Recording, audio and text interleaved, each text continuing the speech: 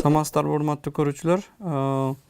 Бул сабагыбызда биз мурунку сабагыбызда биз талапты теориясын окудук. Эми сунуш теориясын окуйбуз. Сунуш теориясы деген сатуучу же болбосо өндүрүүчү ошол товарды саткан адамдын кандай чечимдер чыгара тургандарын биз анализ жасайбыз. Демек, сунуш теориясы бул сатуучунун теориясы десек дагы болот. Сунуш болуу үчүн дагы сөзсүз түрдө 3 шартты аткарышыбыз керек. Биринчи, ошол товарды же кызматты сатам деген адам ошол товарды сатууну каалоосу керек. Сөзсүз түрдө мен бир товарым бар, ошону сатам, сатууну каалайм.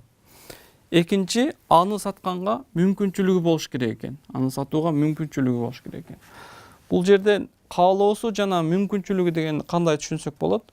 Каалоосу десек, эгерде мен автоунаам бар, аны сатуу мен каалашым мүмкүн, бирок ага мүмкүнчүлүгүм барбы? Мүмкүнчүлүк деген кандай? Ошол сатууга шарттар түзүлгөнбү? Мисалы үчүн базарга апардыңыз, базарда место барбы? Же болбосо бир автосалонго апардыңыз, ал жерде сиз үчүн место барбы? Сыяктуу жерлер десек дагы болот. Же болбосо бир магазин ачам деп өзүңүз бизнес план жасадыңыз, бирок ал магазин ачууга сиздин акчаңыз барбы, каражатыңыз барбы? Же болбосо ошол товарды магазинди ачуу үчүн бир кандайдыр бир нерселер керек болушу мүмкүн, алар да керек барбы? Демек, бир бизнести баштайм деп сиз кааладыңыз, бирок бул бизнести ишке ашырганга сиздин акчаңыз, каражатыңыз, энергияңыз барбы же жокпу? Ошол эки нерсе сөзсүз түрдө болуш керек экен. Эгерде мен бизнес кылам же бизнес кылыш керек эле деген сөз бул жарабайт. Сөзсүз түрдө каалоонун дагы бир мүмкүнчүлүгү болуш керек. Ошол нерсени аткарууга менин капиталым бар, менин адамдык ресурстарым бар, менин башка ресурстарым бар. Ошолун жараша мен бул бизнести жүргүзөм, бул бизнести ишке ашырам дегениңизде гана сиз сунуш теориясынын ичине киресиз. Ал эми ал мүмкүнчүлүгүңүз жок болсо, сунуш теориясынын ичине кирбейсиз. Ал эми сиз сатып аткан товар ар түрдүү баада болушу мүмкүн. Бул кымбат болушу мүмкүн, арзан болушу мүмкүн, орто баа болушу мүмкүн. Демек, рыноктук баада, ар түрдүү баада сиз ошол товарыңызды, өндүргөн товарыңызды сатууга мүмкүнчүлүгүңүз болуш керек экен. Ал эми үчүнчү шартыбыз белгилүү бир убакытта бул күнүмдүк сатуу болушу мүмкүн, же айлык сатуу болушу мүмкүн, же жылдык сатуу болушу мүмкүн. Мисалы үчүн мен өзүмдү батареямды сатууга же үйүмдү сатууга кааласам, ага мүмкүнчүлүгү дагы бар, бирок ал үйүм бир күндө эле сатылып кетпейт, же 2 күндө эле, бир ай өтүшү мүмкүн, бир жыл өтүшү мүмкүн. Мен үйүмдү да эле сатпашым мүмкүн. Ошол үчүн убакыт талап кылынат. Бир товарды сатуу үчүн ар түрдүү баада болушу мүмкүн. Ошол эле убакытта ошол товарды сатуу үчүн сиздин ыктыярыңыз жана мүмкүнчүлүгүңүз болот экен. Демек, 3 шартты сиз аткарганыңызда сиз бул сунуш теориясын же болбосо бизнес теориясын же өндүрүү теориясынын ичине камтыйсыз. Бул шартты аткаргандан кийин экинчи айта турган нерсебиз бул сунуштун мыйзамы.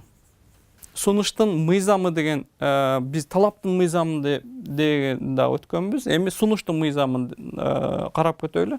Сунуштун мыйзамы деген эмне? Бул жерде сунуш менен баанын байланышы. Демек, баа кымбаттаса сунуш эмне болот? Өндүрүм, бизнес эмне болот? Баа арзандаса сунуш эмне болот деген байланыш.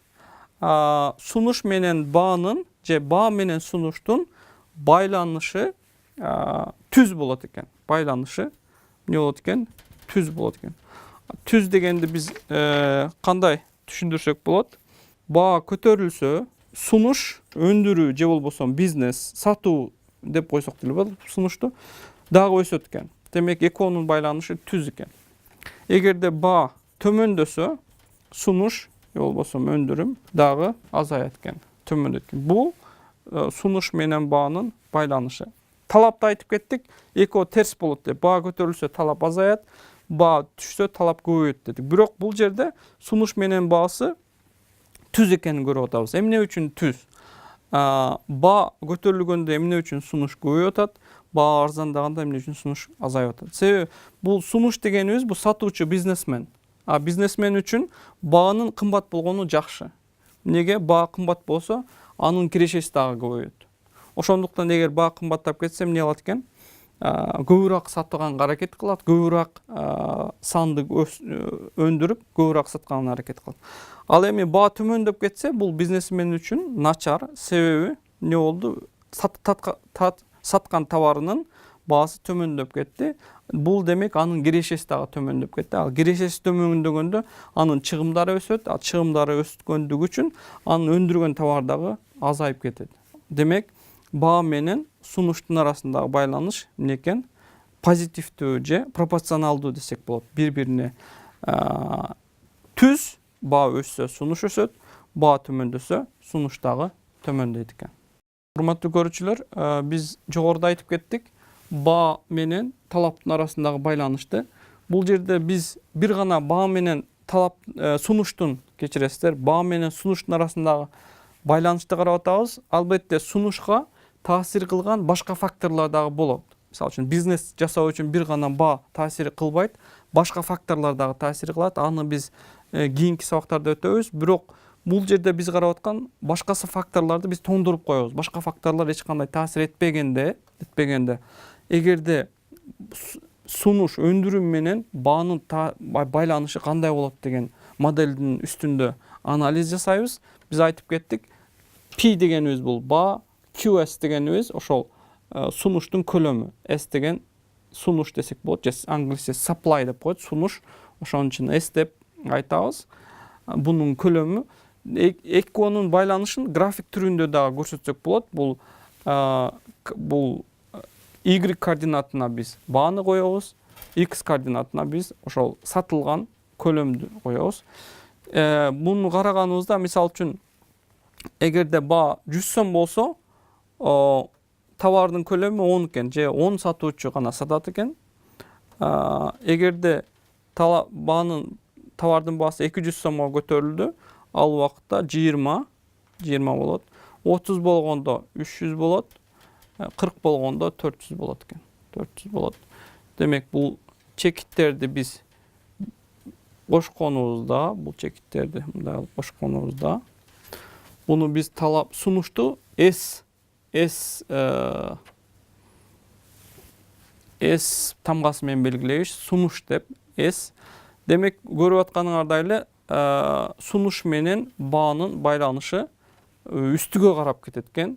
Талапты билесиңер, астыга карап кетти эле, бул үстүн карай кетет. Себеби сунуш менен талаптын арасындагы байланыш эмне экен? Түз, пропорционалдуу болгон үчүн бул S экен. Демек, бул S дегенибиз бизге сунуш сызыгын көрсөтөт. Сунуш сызыгы. S деген сунуш сызыгын көрсөтөт. Сунуш сызыгы ар дайым үстүгө карап кетет. Бирок кээ бир товарларда, мисалы үчүн,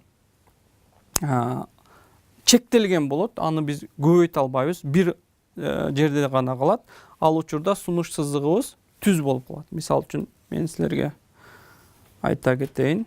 Мисалы үчүн, кээ бирде сунуш сызыгыбыз түз болот. Бул жерде S деп коеюн. Бул жерде улан сунуштун көлөмү, мисалы үчүн 100 дейли. Бул жерде баасы, товардын баасы. Эмне үчүн сунуш сызыгы түз болду? Бул жерде мисал катары бир учакты, самолетту мисал катары бере кетейин. Учактын ичинде 100 гана орундук бар. 100дөн ашыкча болбойт. Себеби учактын өзүнүн көлөмү белгилүү, андан ашыкча орундук коюуга мүмкүнчүлүк жок. Демек, бул жерде 100 билет сатылса, 101-чи адамга билет жок. Себеби бул жерде биз өндүрүмдү көбөйтө албайбыз. Сунуш көбөйбөйт. Себеби 100 менен гана чектелген. А бирок ар кандай баада бул сатылышы мүмкүн. Биринчи келгенге азаныраак, экинчи келгенге кымбатыраак, акыркы келгенге эң кымбат болуп, ар кандай баада сатылышы мүмкүн. Бирок биз сунушту жылдыра албайбыз. Себеби биздин некен капиталыбыз чектелген. Аны биз ашыкча биз чыгара албайт экенбиз. Экинчи мисал катары дагы сызык графикта көрсөтүп турган болсок, мисал үчүн бул жерде дагы бир сызыкты сызмакчымын мен. Бул жерде дагы өндүрүмдүн саны бул жерде баа дейли. Ошол S сызыгы менен белгилейм. Бул мисал үчүн дүйнөгө белгилүү сүрөтчү болгон билесиңер Пикассо. Пикассонун сүрөттөрү өтө бааланат, өтө кымбат. Бирок Пикассо азыр жашабагандыгы үчүн Пикассо азыр сүрөт тарта албайт. Бирок ал мисал үчүн ага чейин 10 сүрөтү бар дейли. Дүйнөдө Пикассонун 10 гана сүрөтү бар. Бул жерде Пикассо кааласа азыр 11-чи сүрөттү тарта албайт. Эмнеге? Пикассо бул дүйнөдөн кеткен, бул дүйнөдө жашабайт.